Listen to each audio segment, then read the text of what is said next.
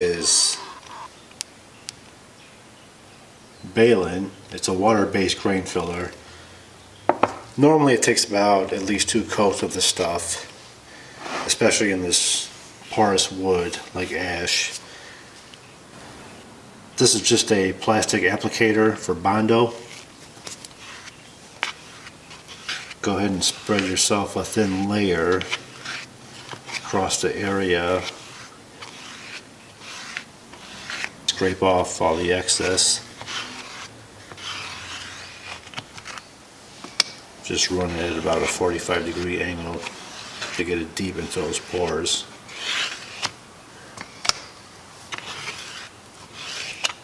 And depending on the temperature outside, it'll take about half an hour to maybe an hour for this to set up.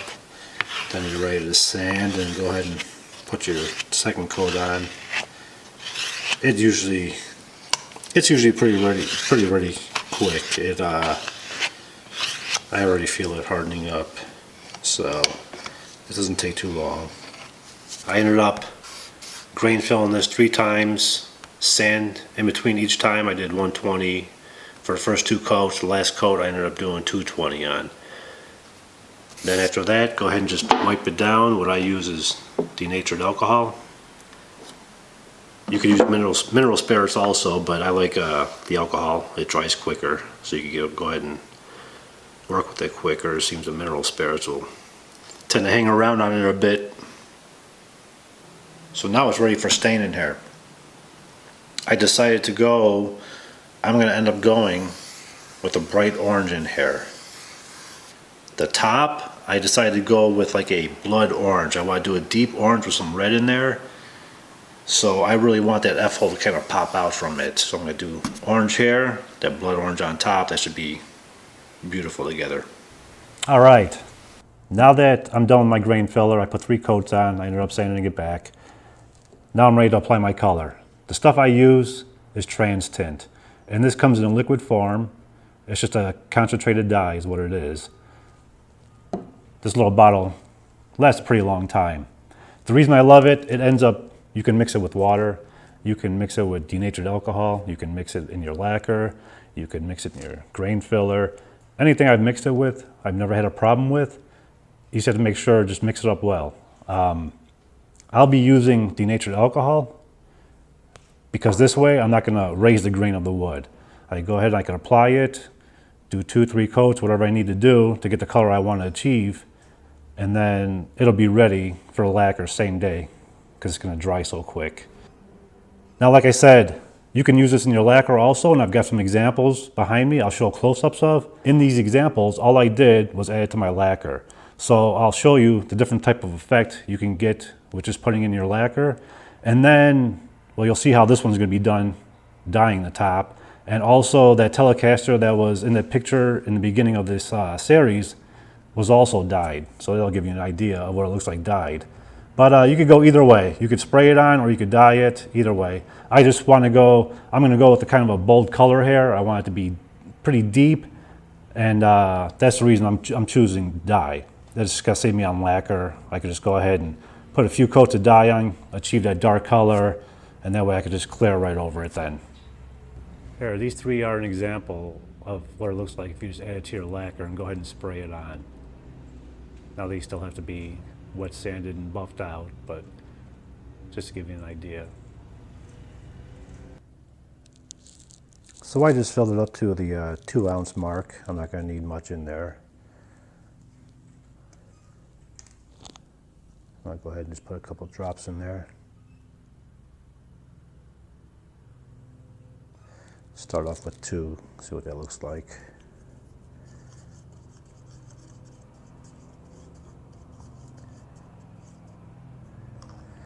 Nah, I need some more.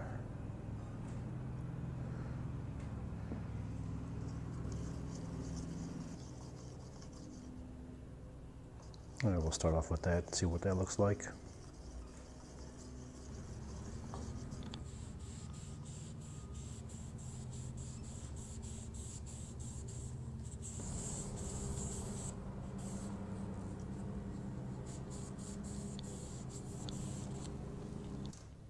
Okay, I've gone and put some color on there, and I've done about 4 coats on there.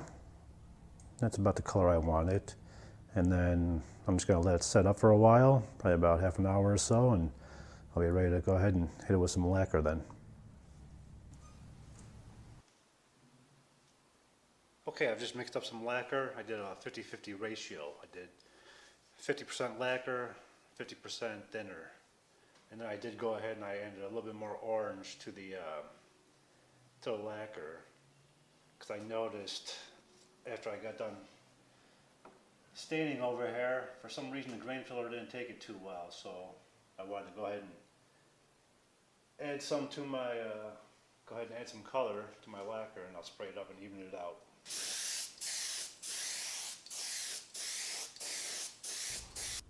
Now I've got the nice bright orange I was after.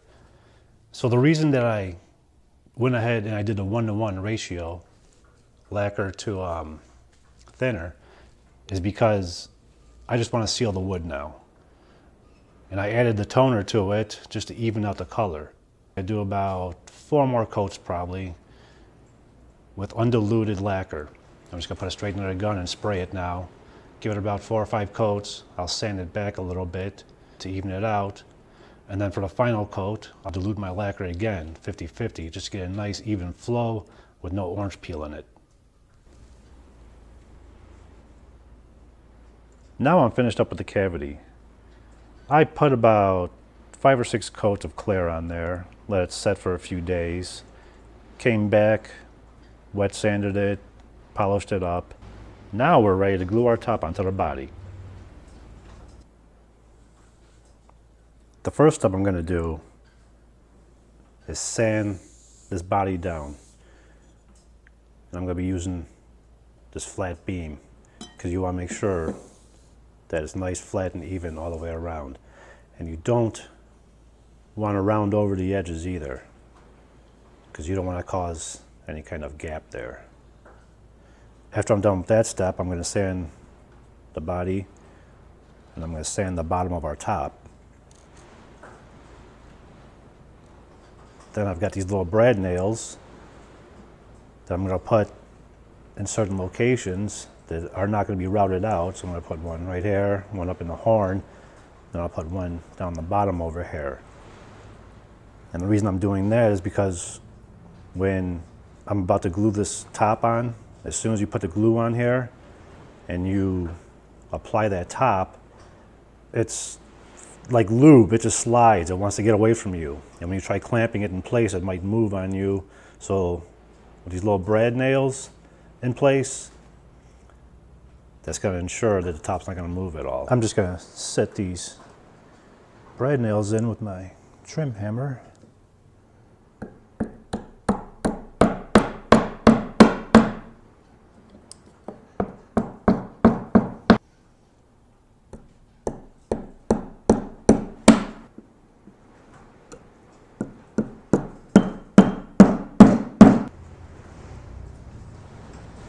Once you've got those in, just snip them with your cutters and leave about 1/8 of an inch.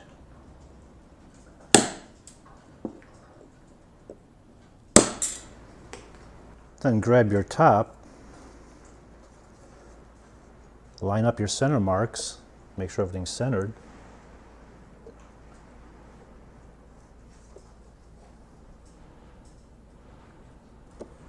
Once you've got it where you want it, just give a firm push down where those brads are.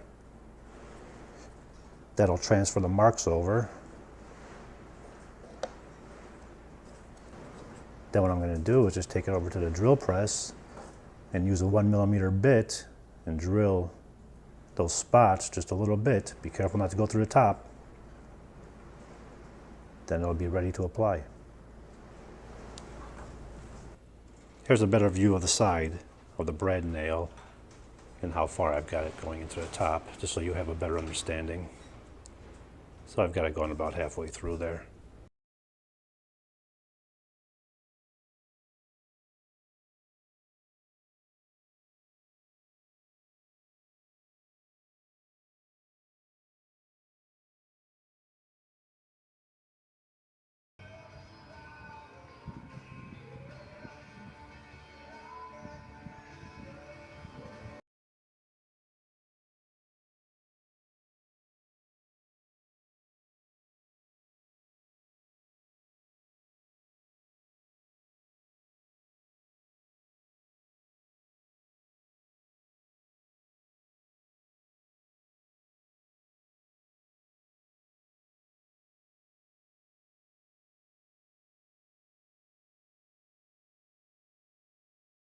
just a few clamps, 17 to be exact, just in case you were counting. And as I clamped, I put some blocks of wood down as I was going, and what that's going to do is just distribute the pressure evenly. In order to get to the center, I've got these 8-inch deep clamps that I used on both ends. That'll get towards the center. I've also got some 5-inch deep clamps, and then just a few around the perimeter. I'll let this sit for 24 hours before removing the clamps. Then after that, then we can trim up the edges on the top. After removing the clamps, now we're ready to trim the excess overhang of our top. And for that, we'll be using the flush cut bit again in the router. And that'll take care of the top and the excess glue that's squeezed out.